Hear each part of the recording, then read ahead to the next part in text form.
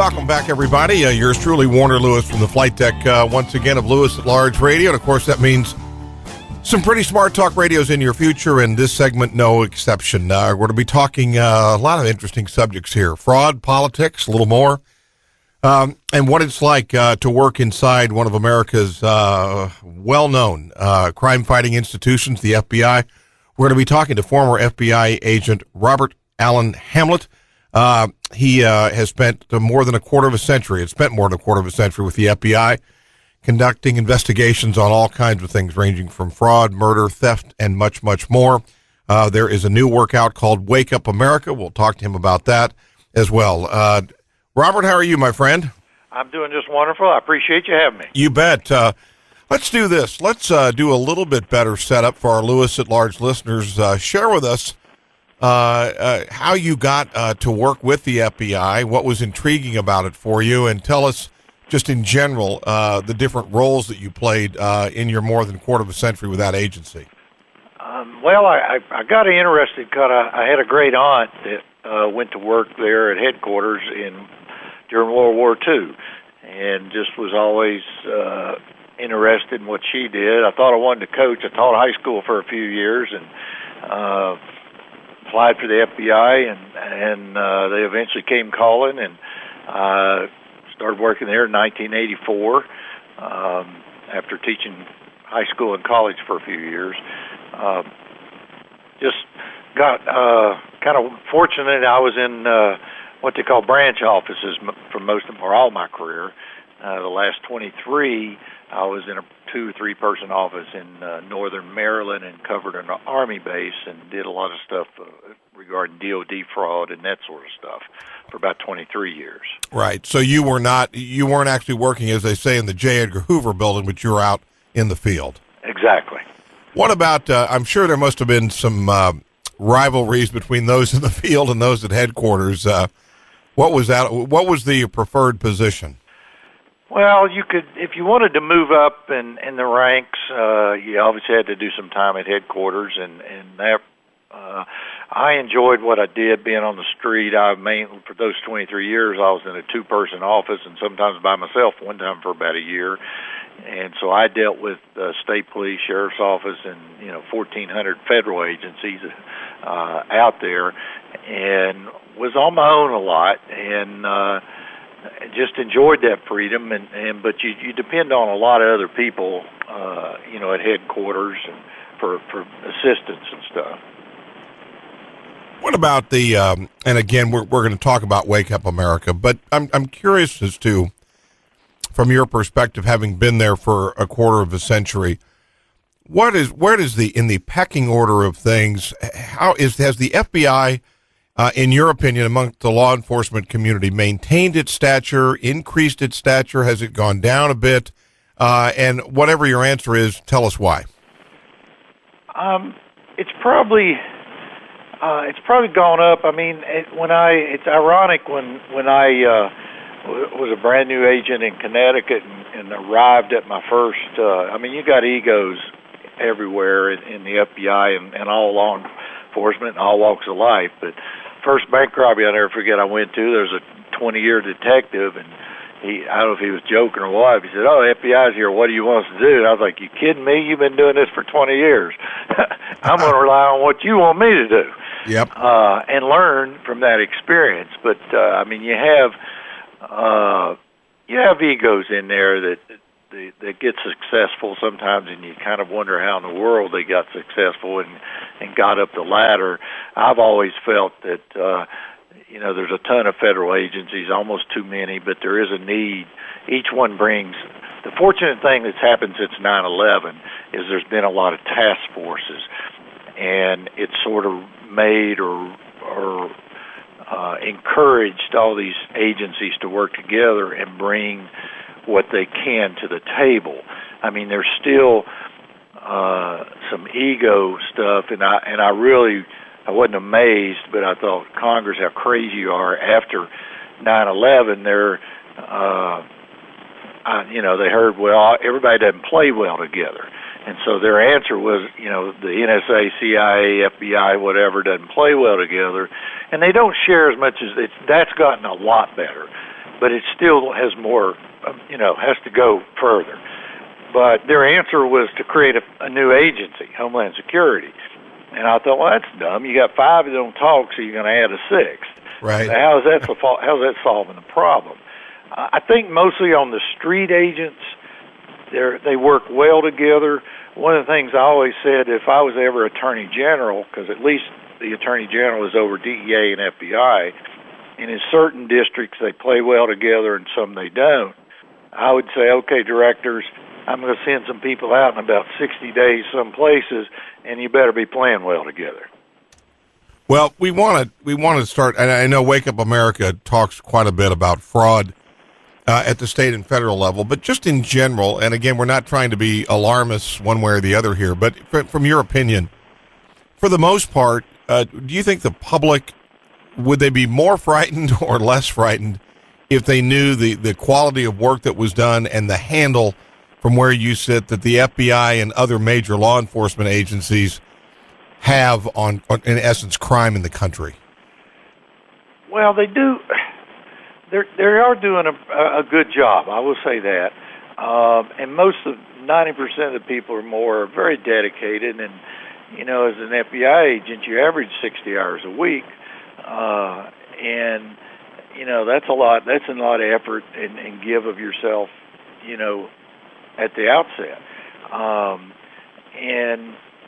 I think that they're doing. I mean, there's obviously plenty of things like there are plenty of intelligence or espionage or whatever you want to classify them as investigations that are never made public that the CIA or FBI or whoever completes and nobody knows about and they shouldn't, because of releasing some of that just curtails the next investigation. And when you learn, and I take it looking at when the FBI does like the mafia investigations or whatever, if they took out everybody, then they would have to start from scratch. They keep a catalog of who's who, so to speak, and from the guys on the street to the capos up in the top. And the same thing happens when you have intelligence investigations. When they curtail a certain bombing or something, then it shouldn't come out. I was appalled when this doctor in Pakistan, that information was released somehow, and then we didn't go take care of him. If he did, I don't know specifically what he did, but it sounds like he did a lot, to help. Yeah. And, are you going to get the next person to help you? I don't think so. Yeah. Well, if you just joined us, yours truly, Warner Lewis, here from the flight deck of Lewis at Large Radio. And as always, Smart Talk Radio is happening right now. We're talking to former FBI agent Robert Allen Hamlett. He was with the agency more than 25 years. Has a new book out called Wake Up America. It is about state and federal fraud and crime. We're just sort of exploring the role of the FBI and some of the things that go on there. I'd like to also ask you about the role of the FBI. When you started in the early 80s, has the role and place, so to speak, I guess, in crime investigation and just in national security at a broader level, has it changed over the last 25 years? Oh, absolutely. And I think the pendulum, it's especially after 9/11. I mean, we had, I think there's about 12 to 13,000 agents, and probably maybe, I mean, the one unfortunate thing is like probably 22% of them are supervisors, which is a 4-to-1 ratio, which I talk about in my book, which is typical government, and a business can't operate that way. But talking about the change, they probably took, I would say probably 60% of the street agents were doing some kind of criminal, whether it was drug, computer crimes, whatever. Well, they took about at least a half of that and moved it over to terrorism. And then you also saw a lot of, after 9/11, all agencies, NSA and CIA had all got a boost in their budget, as well as the FBI. And then you had a lot of other agencies like HUD or something like that, who didn't do anything terrorism-wise, but they saw, hey, there's a pot of money out there. Let's go get it. Let's say we do it too. And so you had a lot of going after that. But I think but what suffered a little bit out of that was the crime side, and then it fell more onto state and local police departments. The problem with that is, the problem with crime that's going now is when the FBI had to cut back so much, well, the computer crimes with the fraud or whatever, identity theft and all that stuff is now not only interstate, they're in, Nigeria or whatever, which we don't have much jurisdiction in. But so the FBI, I think, is gradually coming back into that because they have to, because there's no other way to address that. Right. Well, let's zero in now on Wake Up America. Again, share with our Lewis at Large listeners a little bit the premise and the motivation behind it. The motivation behind it was I was a single parent and raised by my mother, single, and I volunteer for CASA now and represent kids in court. And I've always just had a nick for helping kids out. And I look at the state of our economy and what Washington is not doing. And so I wrote the book basically because I want my kids and your kids and everybody else's kids and grandkids to have the opportunities that I had. And it's a math formula. I mean, they argue about all this stuff and who's paying who and who's doing this. And in the last few years, we got 49% of the people paying taxes. In my book, I talk about fraud on the lower level where, the government's paying $500 for that toilet seat and hammer, and I give other examples. But the real big fraud is in Washington where, there's been 30 members of Congress convicted of some type of tax evasion, fraud, or something. They all get their pension. If I'd have been convicted of anything in my job, I'd have been kicked out the door, and I wouldn't got anything and shouldn't get anything. And the problem, when I say it's a math problem, if you go back to the 60s, we had maybe 5% of the people or less that were getting some kind of subsistence for whatever. And there's definitely a need, because my wife and I work at a homeless shelter here in East Tennessee, but there's a huge abuse of that if it's not watched. The problem is that number is now like 22%, and now you got 49% of people paying taxes, mainly middle class. That number is shrinking, and all Congress's answer is not to cut spending, and I offer about 20 different ways of cutting spending, and they just want to increase taxes. Well, that's going to just lower the number in the middle class there until the balloon bursts. It can't work. Did you investigate any government fraud or cost overruns, those kinds of cases at all? Oh, absolutely. And I mean, I had cases where contractors and stuff were, overcharging by $100,000. I had some overcharging by $8 million. We had some where they were falsifying. A company was creating a radar system, and they were showing that it would work if you in any plane. I'm talking about geometric plane, and it didn't. They falsified the system to show that it would. And I mean, it's atrocious to think that plane that would then have that radar system would be protecting the troops on the ground in the Middle East or wherever. But there are things that goes on. One of the problems in a lot of that is and I had two-star generals or whatever that covered this Army base. Once they retired, they're not supposed to work for any company for a 2-year period that had any contracts on that base. Well, all they do is, it's a joke, they create a consulting corporation and come in the back door. And I had some call back about a company that, they're already retired. They shouldn't be calling back. Well, I'm curious as to as you saw this, it's hard. And I don't want to be too political here, especially when we're talking about the FBI, but were there either members of Congress or anyone you knew in government or anyone at the agency that they would see these things going on and tried to sound some kind of an alarm bell?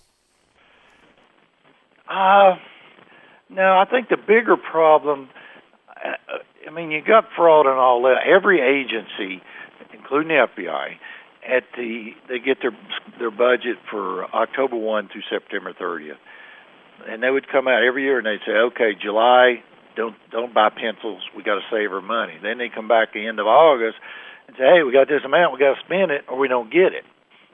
And that's a small portion, but when you multiply that time every agency, and then you go and you look at the things that Congress is doing the same thing. For example, when Ken Starr, they hired him when the Clintons were in and they were doing all this investigation, the guy spent $80 million on an investigation. I guarantee you Lawrence, Kansas Police Department doesn't have a budget of $80 million for the whole year. Yeah, that's and they'll true. do more cases than one. And I see Congress, like when they're investigating the steroids of baseball. Well, you've got more important things to do than baseball. What are you doing? I mean, I had a friend of mine that I didn't realize how political he was. He was an Army DOD investigator, and he went to the White House on an assignment, asked me if I want to go. I said, no, I'm happy where I'm at. He ends up, and he had told me something, and I'd totally forgotten. He said, I know this guy that knows Hillary. This was when the Clintons were in office, same time Ken Starr is doing his thing. He says, he ends up, anytime there's a new administration, the FBI will do background checks on the plumbers, anybody that's going to be on site. Well, and usually there's a security person in the new administration that will call over and say, hey, send me a synopsis of those 200 reports. Well, my buddy Tony calls over and gets 200 reports. Well, they're all Republican. There's no Republicans in there. Right. So Congress, their answer is, shame on you. Shame on the Democrats. Let's look how. And in my book, I blame both Democrats and Republicans. Now, it's equal. Don't do this. Well, and they had him on C-SPAN, and they had him in front of Congress, but they never asked him the simple question: who told you to do this? Because they would have brought in that person, and it would have gone to wherever it went. All they want to do is create a smoke screen. They didn't want anybody charged because they knew next time it might be them. How tangled up in I guess let me come at it another way. From your perspective, again, after 2.5 decades of working in the FBI, and you were out in the field, so you were distanced a little bit maybe from the day in, day out sort of the bureaucracy of the FBI. How tied up in bureaucracy, and how was the FBI in terms of the bureaucracy of the government in general, and by having those hands tied up and playing the political game they needed to for funding and a variety of different things, did that hamper their ability to do their job? I didn't see it, and I had occasion to be with Louis Freeh, director at one time, and with Janet Reno on a thing when they were getting ready to do Waco, because I had a professor that was ace on tear gas and stuff before they went into Waco and stuff. But so I was at headquarters a few times just on temporary things. But I didn't see a lot. I mean, the FBI.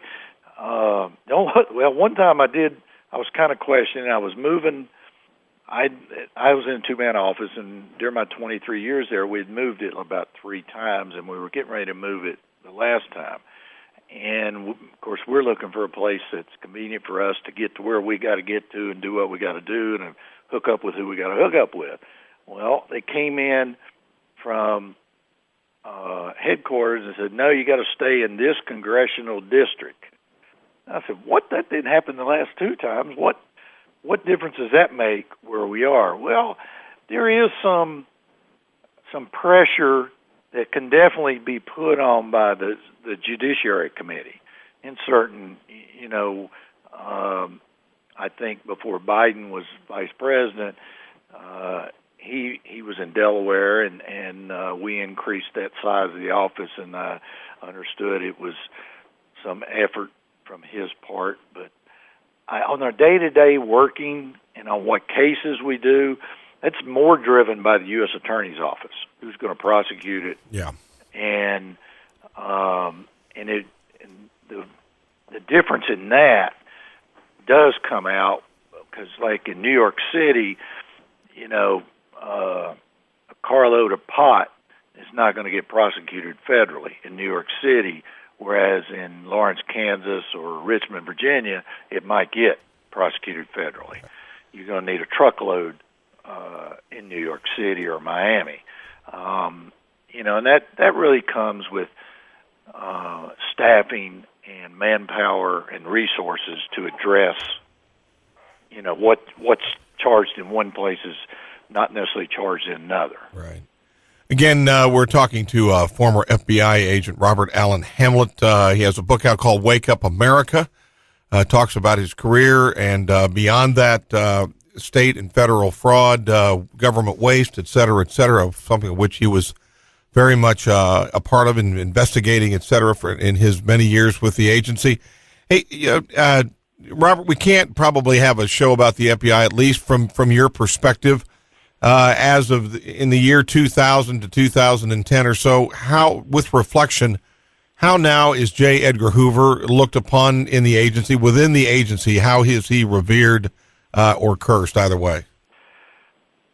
I think in the agency now, there aren't many people. I mean, he was gone before I got in. I had an uncle that was an agent from 52 to 77.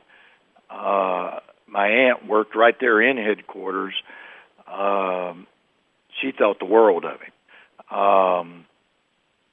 He had a lot of his good points and had a lot of his bad points. He definitely kind of brought us, when he got there, we weren't even carrying guns and weren't making arrests or anything. So, I mean, of course, he was there for about 50-some years. I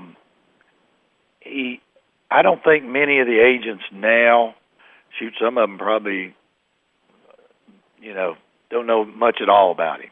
I don't, we've had 6 or 8 different directors since then, and I think Louis Freeh was one of the better ones because he was the only one that had ever been just an agent at one time. Right. And so he understood from both sides of the table, so to speak.